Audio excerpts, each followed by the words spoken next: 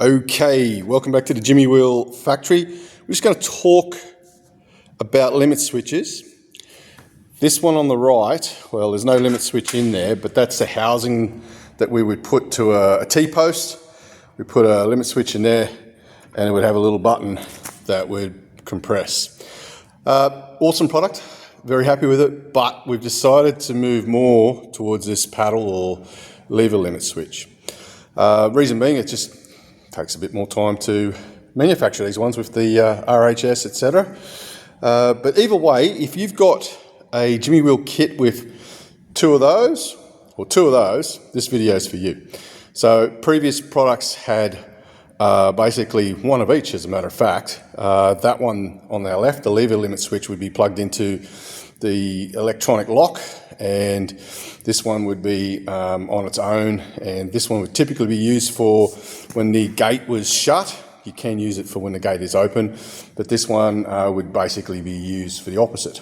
But now we're shipping them with pretty much two of those. There's a couple out there with two of those. They both come with these cables with the plugs that can be punched into the control box. And it does matter which one you put. You need to put the closed limit switch in the right one and the other one in the other. So that'll be covered more in the instructions. I just want to talk about how you install these on your gate and how you can make that work. So we'll just move towards showing you a couple of other things that help you do that. Okay, for those people who've got the T-post one, well, the limit switch with the manual button that attaches to the T-post, we're just going to briefly talk about how you would install that on the ground. So you should have two of those brackets, and you should have two of those limit switches. These brackets are designed to go on the bottom of a 33 nominal bore gate, and basically you want to install these as close to the hinge as possible for when we're opening and closing. And what we use here, you can use this, you don't have to. Sometimes it's fine to just use, basically just this bit of plate. But having an adjustable stopper is pretty important for when you're using an electronic lock as your when the gate is closed. So it's discussed in other videos and also in the instructions how to adjust that. So essentially, we provide you with, you should get some Tech screws or bolts that you can put that onto your gate, and then basically this needs to line up when it's hammered into the ground with your stopper. So that one's easy. But again, you've got one on one side for the closed position and one on the other side. You need to plug them in to the right socket on your control box. If you plug them in the wrong way, that's fine. You just reverse them. There's no harm done. The vast majority of people watching this video are going to have two of those limit switches there. And it's interesting that with the last one, the limit switch would sit on the T-post. That's our T-post from Bunnings, I might add. And then the stopper would sit on the bracket on the gate.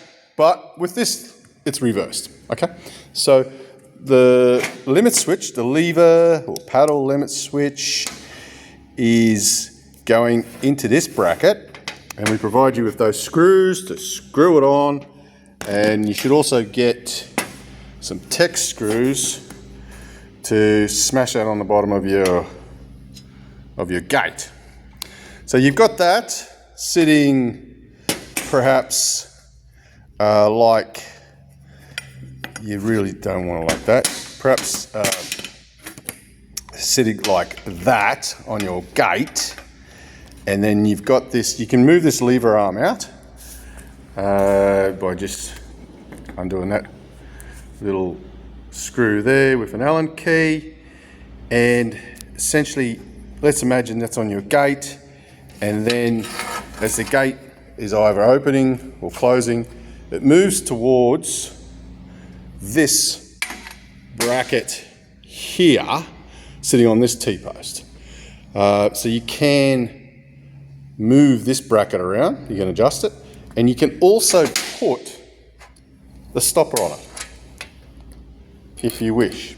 There's different ways to skin this cat, so to speak. And you can also come up with your own configuration. Have a crack, do what you want. You can turn this around the other way, whatever. What I always suggest to people though is, if you're in a sandy place or you've got a lot of water, maybe your T-post should be concrete in the ground. Once you've got it, your stoppers and your limit switches working the way you want, yeah, concreting these into the ground isn't a bad idea. But as always, if you have any questions, please, please, please reach out to us. We really want you to have a successful Jimmy Wheel install and enjoy the benefits of what the Jimmy Wheel offers. Thank you.